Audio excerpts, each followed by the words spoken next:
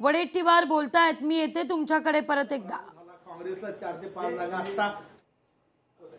सगळ्याच गोलमाल आहे हे. सगळ्या निवडणुका काय 90% 95% निकाल देता का? एवढी जनता आहे काय पाठीमागे? ठीक आहे, आता हार झाल्यानंतर त्याला उद्या म्हणतील की यांना कारण लागतात.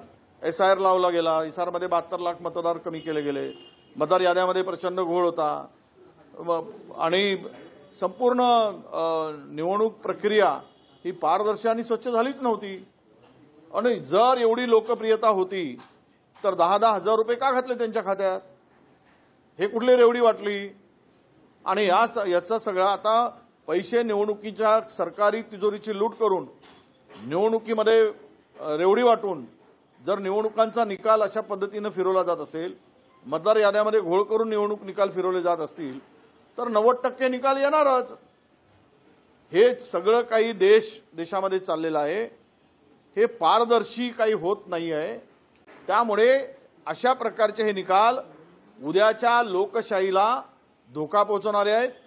संविधानावर हा देश उद्या चालेल की नाही यावर प्रश्नचिन्ह निर्माण करणारे निकाल आहेत.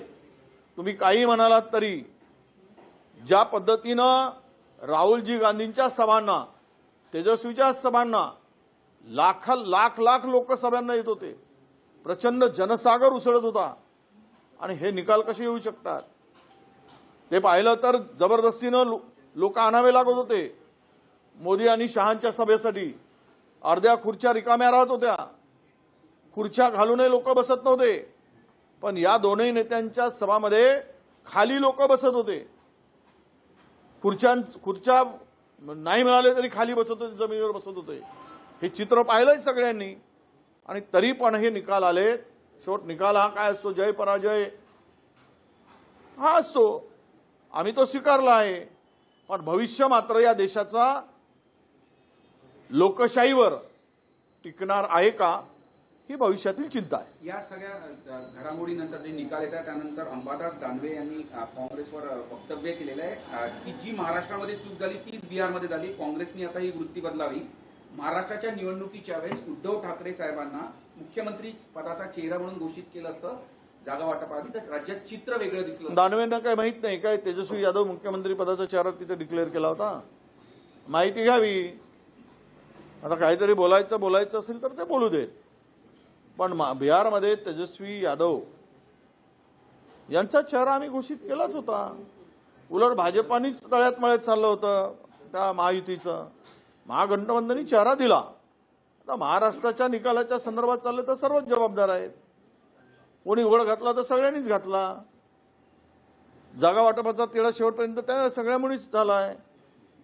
हे सगळं सर्वश्रुत आहे. आता झालेले काही घडलेल्या घटनांवर चर्चा करण्यापेक्षा नव्या पंतप्रधान आदरणीय नरेंद्र मोदी जी, भारतीय जनता पार्टीचे राष्ट्रीय अध्यक्ष आदरणीय नड्डा जी, आदरणीय आमचे सर्वांचे नेते अमित भाई आणि बिहारचे मुख्यमंत्री आदरणीय नितीश कुमार जी आणि त्यांच्याबरोबर असणारे सर्व त्या भागामध्ये एनडीएचे सर्व घटक पक्ष, या सर्वांचं महाराष्ट्रातील तमाम जनतेच्या वतीने आणि भारतीय जनता पार्टी महाराष्ट्र प्रदेशाच्या वतीने मी त्यांचं मनपूर्वक अभिनंदन करतो. आणि आपण सर्वजण महाराष्ट्राच्या वतीने बिहारच्या जनतेचं, की ज्यांनी एनडीएच्या पारड्यामध्ये मताचा कौल दिला आणि स्पष्ट बहुमताकडे एनडीएला घेऊन गेले, त्याबद्दल बिहारच्या जनतेचं सुद्धा मनपूर्वक धन्यवाद. खरं तर निवडणुकीच्या अगोदरच सर्व माध्यमांच्या माध्यमातून किंवा सामान्य जनतेच्या मनामध्ये हे सातत्याने लक्षात येत होतं की बिहारमध्ये एनडीएला स्पष्ट बहुमत मिळणार आहे, परंतु निवडणुकीच्या अगोदर काँग्रेसचे असणारे नेते आदरणीय राहुलजींनी आणि हे खूप अर्ली ट्रेंड्स आहेत. एक तर रिझल्ट आल्यानंतर रिझल्ट ॲनलाइज करायला लागेल. तर मला विचाराल तर रिझल्ट मान्य केला पाहिजे का? अर्थातच विनम्रपणे आम्ही प्रांजळपणे आम्ही मान्य केलं पाहिजे की त्यांना खूप मोठं यश मिळालं आणि त्याला शुभेच्छा द्यायलाच पाहिजे. पण त्याचबरोबर आम्हीही आत्मचिंतन केलं पाहिजे की एक्झॅक्टली काय नक्की झालं. आरोप प्रत्यारोप करू नये. आम्ही इंट्रोस्पेक्शन केलं पाहिजे की नक्की काय झालं, मग काय परिस्थिती आहे. म्हणजे आमचं मताचं विभाजन झालं, फ्रेंडली फाईट झाला, आमचा नॅरेटिव्ह व्यवस्थित नाही झाला, हे आता खूप लवकर आहे सांगणं. पुढच्या 2-3 दिवसात मी स्वतः सकाळी मिसाजींशी बोललेही होते. सकाळी ते फॅमिली सगळी कॉन्फिडंट होती. मिसा माझ्याबरोबर खासदार आहेत, त्याच्यामुळे सकाळी मी शुभेच्छा द्यायला फोनही त्यांना केला होता. त्यामुळे साधारण टाईट होऊ शकतं असं अनेक लोकांना वाटत होतं. म्हणजे तुमचे जे ट्रेंड्स येत होते, सर्वेज पण टाईट दाखवत होते, पण इतकं वन वे जाईल असं मला नाही वाटत. मीडियाला पण इतकं कोणाला वाटत होतं. जे ग्राउंडवर तुमच्यासारखे अनेक काल पत्रकार मला भेटले, जे 15 दिवस 20 दिवस तिथे, इतकं मोठं डिसायसिव्ह मॅन्डेट मिळेल असं कुणालाच ना सर्वेजला वाटत होतं. मला नाही वाटत जे जिंकलेत त्यांनाही वाटत आहे. त्यामुळे त्याचा थोडासा अनालिसिस करायला लागेल आणि 2-3 दिवसात तो पूर्णपणे आमचं मताचं विभाजन काय झालं का, तो ट्रेंड काय झाला, या सगळ्याचा थोडासा अभ्यास आम्हाला करायला लागेल. पण ह्या क्षणाला हे आम्ही मान्यच केलं पाहिजे की ही जीत ही नितीश कुमारजींची आहे.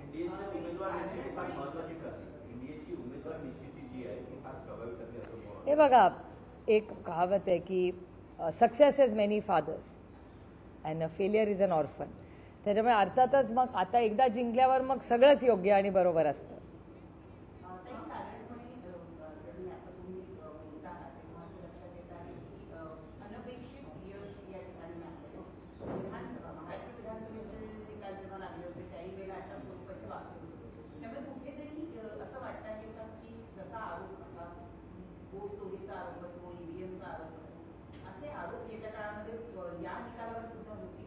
मला 3-4 महत्त्वाच्या गोष्टी आहेत ज्याचा आम्हाला एक इंटरनल सर्वे करून अभ्यास करावा लागेल की काय नक्की मुद्दा आहे. म्हणजे तुम्हाला आठवत असेल की तेजस्वीजींनी एक महिलांसाठी एक मोठी स्कीम आणि बेरोजगारींसाठी एक मोठी स्कीम झाली. त्याच्यानंतर त्याचे मला असं वाटतं 10,000 रुपये बऱ्याच अकाउंट्सला देण्यात आले. तसंच म्हणजे भारतीय जनता पक्ष स्वतःच तुमच्याच चॅनलवर म्हटलेलं आहे की लाडकी बहीण योजने जी झाली त्याच्यामुळे महाराष्ट्रात खूप मोठा इम्पॅक्ट झाला. मध्य प्रदेशचे जे सरकार आलं त्याचं क्रेडिट त्यांना देतं. आणि कालच माझ्या दिल्लीच्या पेपरात वाचनात आलं, महाराष्ट्रात आलं की नाही माहिती नाही मला, पण की मध्य प्रदेशमध्ये लाडकी बहीण योजनेचे पैसे आता वाढवत आहेत आणि ते 2028 पर्यंत चालतील. तेव्हा त्यांची लोकसभा विधानसभा तेव्हाच येते. हा योगायोगी असू शकतो, मी काय आरोप करत नाही कुणावर, पण हे सगळं हा एक असू शकतो का एक इम्पॅक्ट ह्याचाही विचार आम्हाला करावा लागेल. म्हणजे बरेच फॅसेट्स आहेत त्याच्यात मोठे खूप पैलू आहेत. त्या प्रत्येक पैलूचा अभ्यास करावा लागेल. राहुल गांधी यांनी यात्रा बिहारमध्ये काढली होती, ज्या भागातून त्यांची यात्रा गेली त्या भागामध्ये सुद्धा त्यांना फटका बसले असं दिसतं. आणि खरं तर इथे यश मिळणं अपेक्षित होतं. जसा प्रतिसाद त्या यात्रेला मिळाला होता तसा प्रत्यक्षात मतांमध्ये परिवर्तित होताना दिसला नाही. राहुल गांधींच्या या यात्रा ते होतात असा त्यामुळे एक निष्कर्ष निघतो. नाही, मला असं वाटत नाही. याचं कारण असं की लोकसभेला तीच यात्रा खूप यशस्वी ठरली. कारणं वेगळी असू शकतात. राहुलजींनी प्रचंड कष्ट केले का? हो, तर केले. पण मला कधी कधी असं वाटतं, कदाचित माझं चुकीचंही असेल, पण एक लांबून बघण्याचं एक माझ्या आता मी कुठलाही अभ्यास केलेला नाही, त्याच्यामुळे 2 दिवसानंतर मी खरंच अभ्यास करून तुम्हाला स्पष्टपणे कारणं सांगू शकीन. पण आत्ता मला एक तुम्ही प्रश्न विचारल्यावर एक विचार माझ्या मनात आला. असंही असू शकतं का की मध्ये जे सीटमध्ये जे फ्रेंडली फाईटला सीट झाल्या त्याच्यामुळे काही काँग्रेसचं आणि RJDचं नुकसान झालं असेल का? हा एक मुद्दा असू शकतो. त्याच्यानंतर एक मुद्दा असाही असू शकतो की राहुलजी व स्टार कॅम्पेनर, ते निघून गेल्यानंतर तिथे जो फॉलोअप करायला जो मतदार न्यायला आहे की बाबा नेता येऊन गेला पण त्याच्यानंतर ज्यांनी फॉलोअप करून बूथ बांधणी असेल किंवा तिथला जो BLO असेल ते सगळं काम किती काँग्रेसनी केलं हे मला माहिती नाही. त्याच्यामुळे हाही प्रश्न आपल्याला विचारायला लागेल. काय होतं, अनेक वेळा नेता येतो, त्याचं काम करतो आणि निघून जातो, पण त्याच्यानंतर जे कन्व्हर्जन होण्यासाठी जे काम करावं लागतं ग्राउंडवर ते झालं का नाही हे काँग्रेस पक्ष त्याचं उत्तर देऊ शकेल. त्याच्यामुळे मी काँग्रेसच्या माझ्या बिहारमध्ये जे काही गेले किंवा ज्यांची काही कामं आणि मताचं विभाजन कसं झालं, म्हणजे तुमच्याच एका चॅनलवर मिळेल की काही इतर पक्ष आहेत त्यांची काही मतामध्ये डिव्हिजन झालं का, हे सगळं बघायला लागेल. It's too early to confidence कमी होणं आपल्या कार्यकर्त्यांचं पण एक कारण असू शकतं का? जेव्हा आपण असं म्हणतो की EVM सेट आहे, जेव्हा म्हणतो की वोट चोरी होती आहे, तर आपले कार्यकर्ते जे आहेत, तर त्यांना असं वाटायला लागलं की सगळं सेट आहे, तर मग आपण नेत्यांचा आपल्याला काय उपयोग, असं हा एक निगेटिव्ह इम्पॅक्ट पण होऊ शकतो या नरेटिव्हचा. मला नाही सांगता येणार ह्याच्यावर, कारण का मी EVMच्या बाबतीत नेहमी प्रश्नचिन्हच करते, कारण का त्याच EVMवर मी निवडून आले. त्याच्यामुळे माझं म्हणणं आहे की या सगळ्याच गोष्टी, या सगळ्या आरोपांची सुरुवात आणि इन्क्वायरी ही आमच्यापासूनच झाली. जसं उत्तम जानकरजी म्हणतात की ते जिंकलेले, माझ्या मतापासून सुरू. अमोलदादा कोल्हेचं आणि माझं म्हणणं आहे की आम्ही जिंकलेलो आहोत.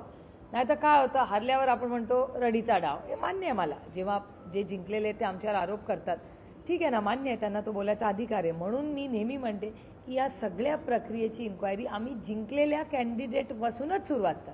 अमोलदादा असतील, मी असतील किंवा उत्तम जानकरजी असतील.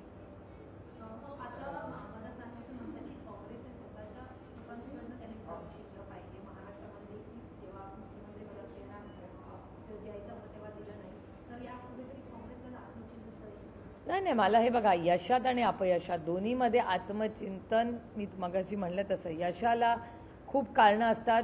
यशाला success is many fathers and failure is an orphan. त्याच्यामुळे अर्थातच कुठल्याही इलेक्शनमध्ये आपण हरल्यानंतर आत्मचिंतन करायचंच असतं. आम्हीही केलं. गेल्या 1 वर्षात नक्की काय झालं, काय कारणं आहेत याचं आत्मचिंतन आम्ही मागच्या नोव्हेंबरला आमचाही रिझल्ट 1-2 दिवसांनी, किती 1 आठवड्यानीच होता. ना मनसेला सोबत न घेण्याच्या संदर्भामध्ये काँग्रेसचं असं काही नेत्यांचं असं म्हणणं होतं की मनसेला जर आपण एवढ्या लवकर सोबत घेतलं तर बिहारच्या इलेक्शनवर परिणाम होईल.